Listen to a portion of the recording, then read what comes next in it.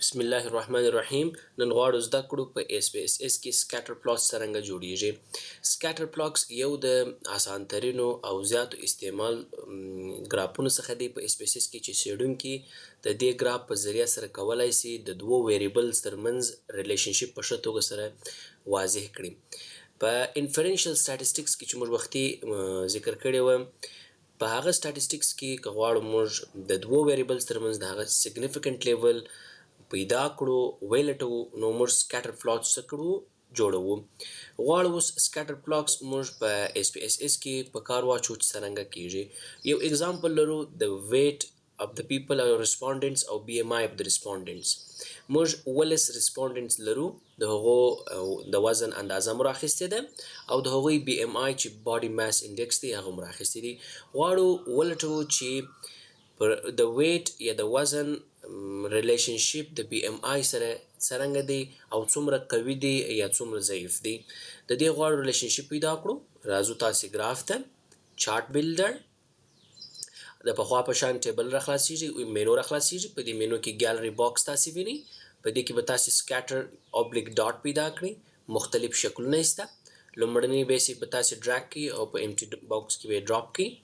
تاسې د واي ان ایکس از یوزول بیا ښکاري. زه غواړم چې ویټ پر ایکس اکسس راولم او BMI چې دی پر ډیپینډنټ ویریبل واي اکسس راولم. د دې دواړو ترمنځ څه غواړم زه ریلیشنشپ څه کړم پیدا کړم څرنګه ده. نو ماته د دې ترمنځ په دې شکل سره ریلیشنشپ راغلی چې وګورو چې بیخي پرفیکټلی سیګنیفیکنټ هم نه دي چې موږ وایو چې بیخي یو تر بله د هغې په زیاتوالي سره دی زیاتیږي. زه غواړم د دې ترمنځ ریلیشنشپ د لاین په ذریعه پیدا کړم. نو تاسې ډبل کلیک پر دې ګراف وهئ.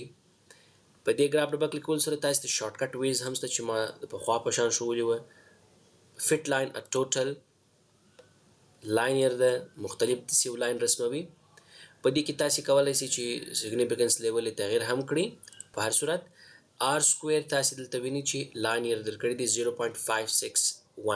عموما چې در 0.5 څخه واوښت 0.6 almost واوښت، نو ریلیشنشپ اف د ټو ویریبلز په خپل منځ کې چې دی هغه سیګنیفیکنټ ریلیشنشپ دی. چونکې د دې ریلیشنشپ سیګنیفیکنټ لیول دلته معلومیږي چې ځینې ډاټس چې دي د لاین څخه ډېر لرې دي.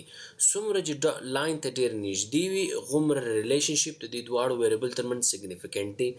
دا بیا زیاتره وخت په پیرسن او سپیرمنز کوریلیشن کې استعمالیږي.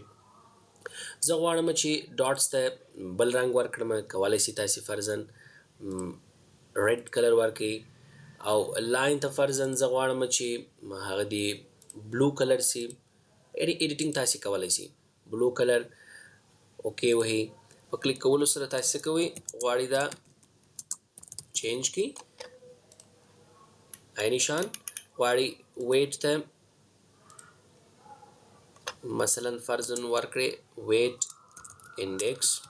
په دې شکل سره تاسې کولی شئ ایډیټینګ پکښې کولی شئ، راوستایلی شئ او هغه معلوموئ. دې ته وایي سکیټر پلاټ د ګراف چې د باکس په شکل دی او هغه ته یو فټ لاین راځي چې هغه ته آر سکویر سیګنیفیکنټ لیول درښیي تاسو ته. بیا راځو د دې مفصل توګه موږ فارموله وایو چې څرنګه کولی شو دغه د واي او ایج ام بي ایکس فارموله موږ څه کړو پیدا کړو.